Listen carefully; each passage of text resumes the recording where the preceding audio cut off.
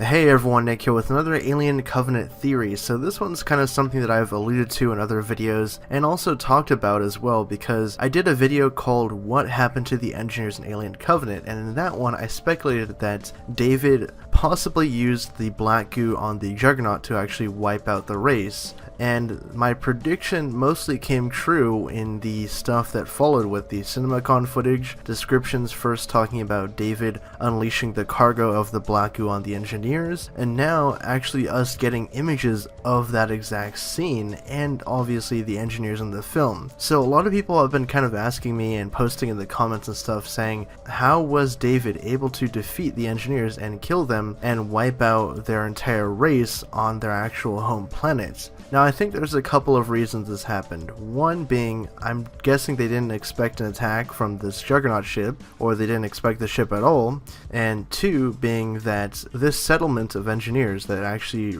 live on their home planet is much less developed than the ones that we saw in Prometheus, and much less militaristic as well. I think that these ones are much more like common peasants, or just common folk that live their society, because if you actually look at the images here, the newer ones that we got, you can definitely see what the engineer society was before it got wiped out, and it looks pretty much like, ancient Roman stuff, a lot of architecture, not too much technology actually, apart from the mother Juggernaut ship that we can see in this one image, and a couple of landing platforms and things like that, but it doesn't look like there's any kind of like anti-air guns or anything along those lines, and I don't think I see any engineers that resemble the ones that we saw in LV-223. And that also goes back to another theory that I had in another video talking about, was there actually an engineer civil war in which there were two factions of the civilization? Like, I said that there was a destroyer faction and a creator faction, and the creators were the ones that we saw at the beginning of Prometheus that actually seeded life on the primordial planets and are interested in creating new life and seeing that go through, whereas the destroyers were upset with the creators' stuff that they had done, like creating humanity, and wanted to eradicate it with the weapons that they had gotten a hold of. I think that the destroyers also harnessed the xenomorphs themselves, the black goo, which was sort of a weaponized version of stuff that they had come up with after testing on the xenomorphs themselves.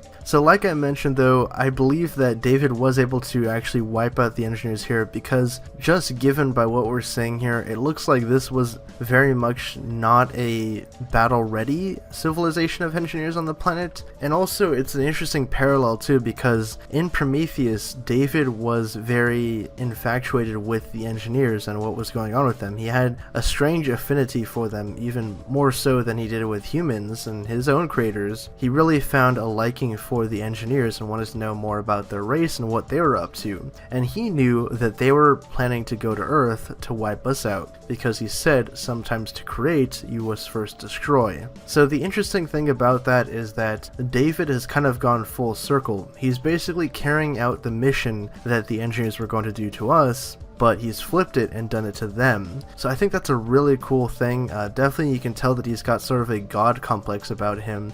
He wants to create life of his own, and he sees himself superior even to the engineers. Another interesting thing too is there was a Alien Covenant red band trailer, I think, for the second one, and it showed us a flayed engineer, like an anatomical study of its body, and it was in the David statue pose, and I think that was very symbolic of him saying, like, I've killed the giants, being the engineers, I've killed humanity, I'm above them, and I'm superior now to their creators. So he sees himself kind of like the one above all. In the actual new Empire magazine article, there was some dialogue from screenwriter John Logan and Ridley Scott. So writer John Logan said his approach to David was, I wanted to create a backstory with Wayland, which is seen in the film's opening, and the disappointment David has with humanity over the years, finally letting that go deep into his psyche in a very damaging way. Every great story needs a great antagonist, and David, in a way, is the anti-hero of these alien movies. Scott further elaborated by saying, this AI believes he's marginally superior to his creator,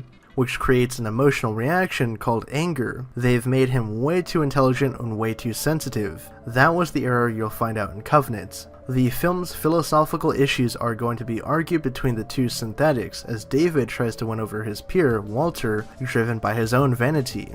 So you can see in the one image too from the new magazine that David and Walter are sort of bonding or talking or discussing things inside of David's workshop, where he's been testing and creating things with his own life, you know, with the black goo and things like that we can see on the engineer's homeworld. So I think this is a very interesting way to go about the movie, and personally I think it's entirely plausible that David was able to wipe out this settlement of the engineers, like I mentioned, because they don't seem to be militaristic and they don't seem to be nearly as developed or as advanced or as weaponized as the ones that we saw in LV-223, because I think they were personally different factions. I think that these ones were just sort of the regular engineers that lived peacefully and were responsible for seeding life across the planets and things of that nature, while the destroyers were the ones that actually flew around in the Juggernaut ships, which could also point to why they were so surprised and so shocked when this Juggernaut arrived on their planet, because they probably thought they were going to be getting invaded by